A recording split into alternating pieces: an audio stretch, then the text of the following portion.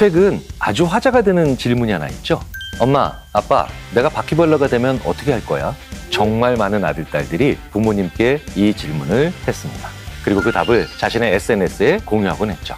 그야말로 인터넷을 달군 하나의 유행이 된 거예요. 오늘 심리 읽어드립니다에서는 2023년 내가 바퀴벌레가 되면 어떻게 할 거야? 라고 하는 이 질문이 왜 유행할 수밖에 없었는지, 그리고 어떤 대답을 해야 적절한 건지, 인터넷 밈 속에 숨은 진짜 심리를 읽어드리겠습니다. 안녕하세요. 인지심리학자 김경일입니다. 엄마, 아빠, 만약 내가 바퀴벌레가 되면 어떻게 할 거야?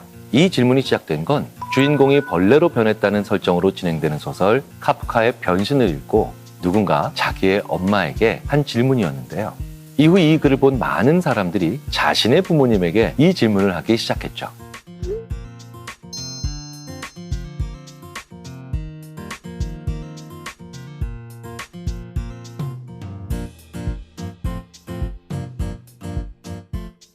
심지어 저희 부부도 유학을 가 있는 큰딸에게 이 질문을 받았습니다. 사실 저희는 혹시 아이가 해외에서 무슨 일이 생겼나 너무 당황하고 걱정이 돼서 전화를 하고 정말 말도 아닌 난리를 쳤는데요. 정말 얼마나 많은 자녀들이 물어봤는지 맘카페에서도 이 질문에 대한 경보가 떴다고 합니다. 자식들이 이런 질문을 하더라도 당황하지 말고 아이들 사이에 유행하는 거니까 따뜻하게 말해주라고요. 그런데 대체 왜 그 질문을 부모님께 하는 걸까요? 저도 제 부모님께 해봤습니다. 바로 이 질문에 인간을 관통하는 심리가 숨어 있기 때문이죠. 바로 인정받고 싶다는 소망, 즉 인정 욕구인데요. 여기서 인정이라는 건 우리 아들, 딸 정말 대단하다 이런 인정이 아니라 나의 존재 자체에 대한 따뜻한 인정인 거죠. 사실 보통의 부모님의 경우 내가 뭘 잘했거나, 예를 들어서 공부를 잘해서 성적이 좋았거나, 좋은 곳에 입사했거나, 아니면 사업을 해서 성공을 했다거나 이렇게 거창하게 중요한 행동을 했을 때에만 칭찬을 보통 하십니다. 네가 이 세상에 태어나서 부모인 나는 너무 좋아, 이렇게 얘기하는 말을 잘 안 하신다는 거예요. 그런데 이렇게 행동으로서 인정을 받는 게 아니라 존재 자체로서의 인정을 받고 싶은 소망, 어찌 보면 당연한 거겠죠. 그리고 저는 이 질문에 힘이 있는 이유가 다른 것도 아닌 바퀴벌레가 되는 걸 가정했기 때문이라고 생각합니다. 하고 많은 존재들 중에 왜 하필이면 바퀴벌레일까요? 일반적으로 바퀴벌레 하면 어떤 이미지가 떠오르세요? 사랑스럽고 귀엽다 라고 생각하신다면 전문의의 진찰을 받아보실 것을 권해드립니다. 인류 역사상 혐오스럽고 불결한 행동을 하며 인간에게 해악이 되는 그런 존재죠. 우리가 바퀴벌레 너무 좋아, 바퀴벌레 사랑해 이렇게 말할 수 있는 사람은 없다는 거예요. 그러니까 행동으로서의 존재나 의미가 아니라 내가 바퀴벌레가 된 거잖아요. 아예 어떤 행동도 할 수 없는 혐오감 드는 생물. 한마디로 내가 그렇게 혐오감 드는 존재라도 저를 인정하실 건가요? 그냥 존재로서의 나를 봤을 때 우리 부모께서 나를 어떻게 생각하는지가 궁금한 거죠.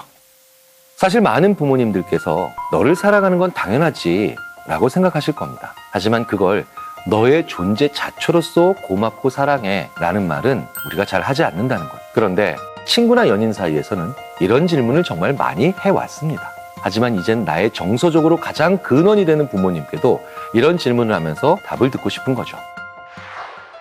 그럼 부모님이 어떤 대답을 했을 때 자녀가 심리적으로 가장 안정을 얻을 수 있을까요? 사실 저는 어떤 답이라도 괜찮다고 생각합니다. 재밌는 답이어도 되고요. 감동적인 답이어도 되고 지극히 현실적인 답이어도 무방합니다. 정답은 없는 거겠죠. 답을 하는 게 중요한 겁니다. 이 말에 상대방이 생각을 했다는 거니까요. 하지만 분명한 건 최악의 답은 있다는 겁니다. 바로 무시하는 거예요. 자녀가 자신을 인정해달라고 던진 질문에 답을 안 한다. 그건 자녀가 내민 손을 그냥 확 내팽개치는 것과 크게 다르지 않을 겁니다. 혹시나 용기 내서 한번 해봤다 하더라도 다음엔 절대 이런 엉뚱한 질문을 못하겠죠. 사실 인간관계에서 가장 중요한 것 중 하나가 바로 이런 실없는 대화입니다.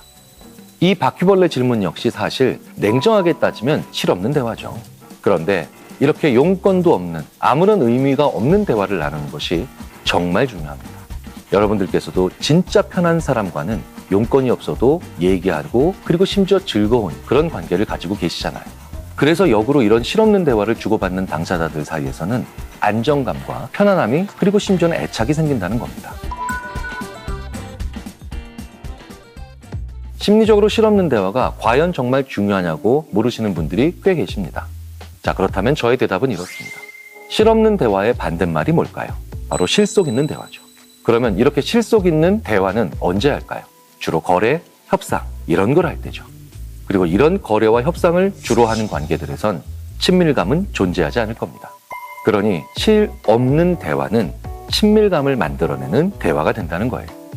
물론 싫어하는 사람이 실없는 대화를 하면 더 싫어질 수도 있겠죠. 친해져야 하는 것이 분명하고 더 친해지고 싶은 그런 관계라면 용건이 없어도 실없는 대화를 하시라는 뜻입니다. 그리고 여기에는 또 하나의 중요한 포인트가 있습니다. 이런 질문에는 모종의 수평성이 숨어 있다는 거예요. 재력이나 부모님의 사회적 지위 같은 외적 요건과 아주 상관없는 질문이라는 거죠. 그래서 굉장히 재미있게도 이런 종류의 질문에서는 재미있는 수평성을 볼 수 있다는 겁니다. 저는 그런 면에서 이 경우는 굉장히 의미 있는 일종의 놀이가 될 수 있다고 생각을 합니다. 부모, 자식 간에 재미있게 논다. 그리고 수평적이다. 이런 측면을 가지고 있다는 건 결코 부모의 위치를 망각하는 건 아닙니다. 그래서 제가 강의를 가면 항상 그 조직에서 수평적인 대화를 해야 한다라고 강조를 하거든요. 수평적 대화가 중요한 이유가 뭘까요? 수평적 대화를 하면 나는 코너에 몰리지 않을 수 있습니다. 수평적 대화의 핵심에는 내가 틀렸어. 내가 몰랐어. 내가 예측하지 못했어. 라고 하는 자기의 잘못이나 실수를 인정하는 것이 바로 중요한 핵심이 됩니다. 즉, 나도 인정한다는 거예요.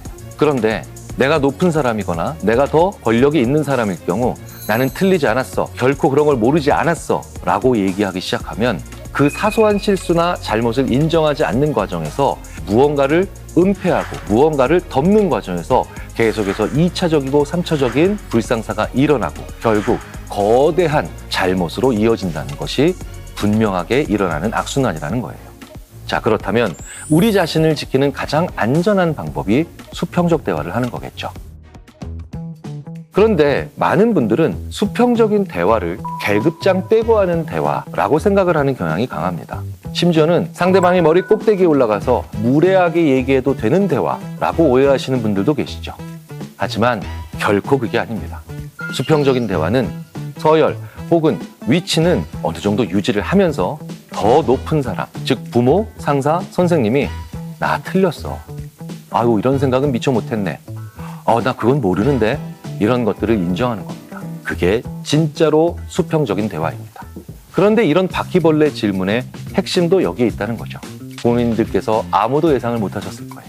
그야말로 부모님의 허를 찌르는 질문이거든요. 그러면 그럴 때 보여주세요. 나도 몰라. 이런 질문 정말 예측 못했어. 그냥 단순한 문답이지만 이런 문답을 통해서 살갑고 조금은 더 가까운 친밀한 관계가 형성될 수 있습니다. 어떤 값비싼 선물보다 이런 것들이 부모 자식 간의 유대관계를 키울 수 있다는 거예요. 사실 이 질문을 부모님께 스스럼 없이 보냈다는 것 자체가 이미 상당히 좋은 부모 자식 관계라는 걸 보여주는 것이기도 합니다. 하지만 이번 기회에 용기를 내서 보내신 분들도 계실 거예요. 나는 우리 부모님이랑 이런 걸 하긴 힘들어 라고 씁쓸하게만 보는 분들도 분명히 계실 겁니다. 이렇게 의절하거나 사이가 안 좋거나 극단적인 관계가 아니라 그냥 정말 부모님과 이런 걸 하는 게 어색한 사이들이 있으시다는 거예요. 그런데 만약 이걸 보면서 나도 부모님이랑 저런 질문을 정말 자유롭게 할 수 있는 관계가 되고 싶다라고 생각한다면 어떻게 해야 할까요?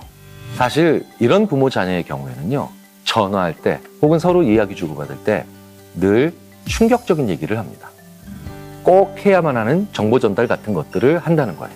그래서 늘 갑작스럽고 당황스러운 얘기들이 많습니다. 그러다 보니 뭔가 연락이 오면 반갑기보다는 두려움이 앞서기도 하죠. 그래서 무소식이 희소식이다라고 하는 그런 말이 부모 자식 간에 형성이 되는 서글픈 관계가 되기도 합니다. 이런 관계를 좀 더 살갑게 개선하려면 어떻게 해야 할까요? 먼저 휴대전화를 드세요. 그리고 부모님께 그냥 연락하세요. 별로 할 말이 없으시다고요? 아무 말이나 하세요. 생일, 어버이날이 아니라 지금 하셔야 되는 거죠. 그래야 연습이 되는 거예요. 그렇게 일 없어도 연락할 수 있는 관계가 되는 거죠. 그리고 그게 쌓이고 쌓이면 이제 나중엔 바퀴벌레 문자 같은 것도 아무렇지 않게 보낼 수 있게 되겠죠. 우리는 못하는 걸 잘하고 싶을 때 연습하죠. 그런데 많은 분들이 인간관계에서는 그런 게 필요 없다고 생각을 하세요. 하지만 진짜 내가 잘하고 싶다면 인간관계에서도 이런 연습이 필요합니다. 어색하고 쑥스러워도 이런 실없는 대화를 연습해 보세요. 그리고 실제로 한번 시작해 보세요.